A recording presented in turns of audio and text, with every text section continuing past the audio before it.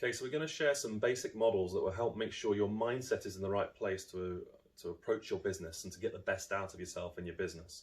And the first model we're going to show you is going to be something that will have massive impact with the biggest challenge you're facing in the business at the moment. So let me explain it, and I'm going to use the example of time to explain it because it's one that pretty much every business owner can relate to. So at some point in your life, you will have found yourself uttering the immortal words, "I don't have enough time to do that." So let's talk about that. So to say you don't have enough time is to be in a state of denial.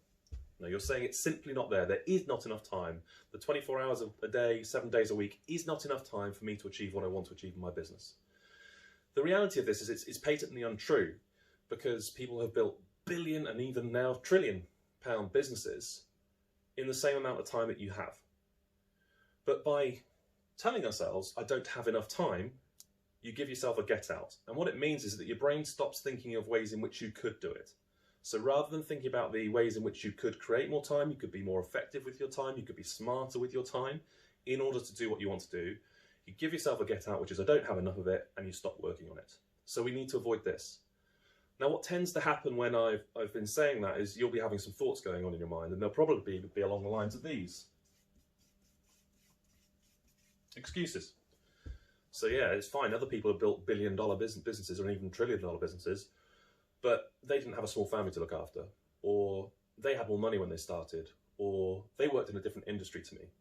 And we come up with all these reasons as to why, or I would rather call them excuses, as to why we can't do it in the time we have.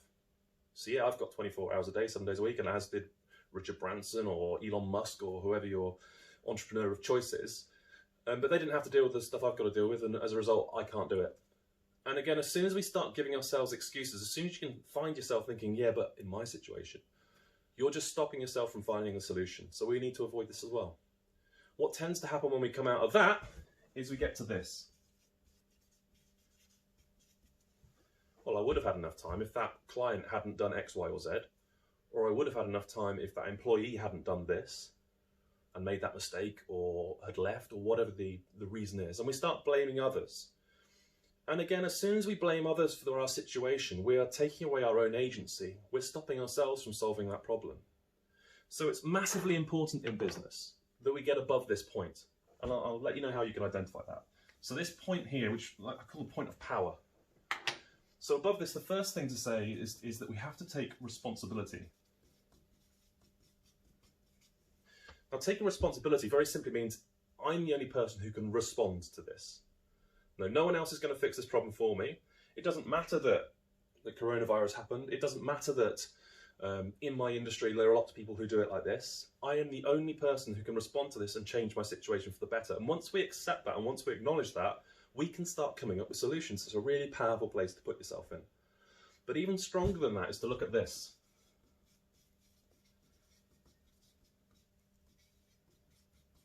Accountability.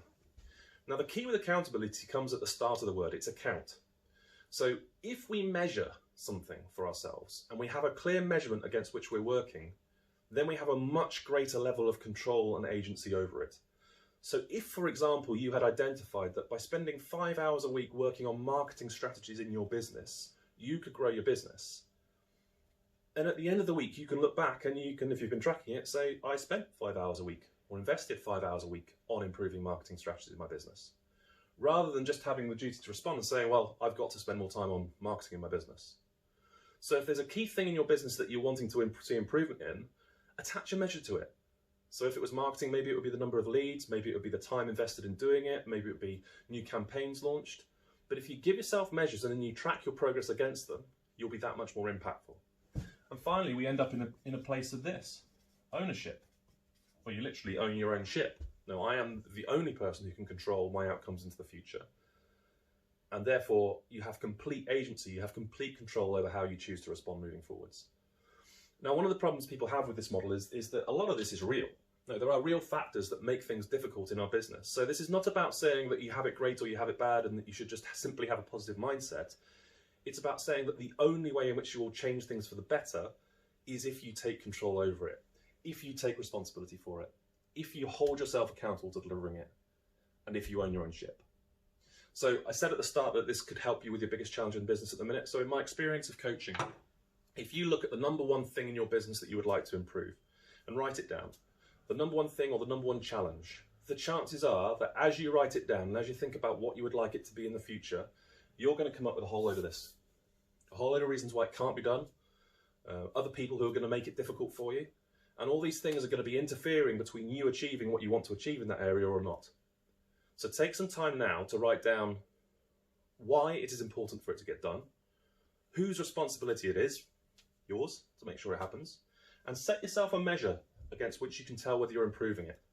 So what thing would you be able to review at the end of every week or the end of every day and look back on and say, well, I did that, I spent or invested an hour on that, or I created that many opportunities. And if you do that, I can almost guarantee that your performance will improve.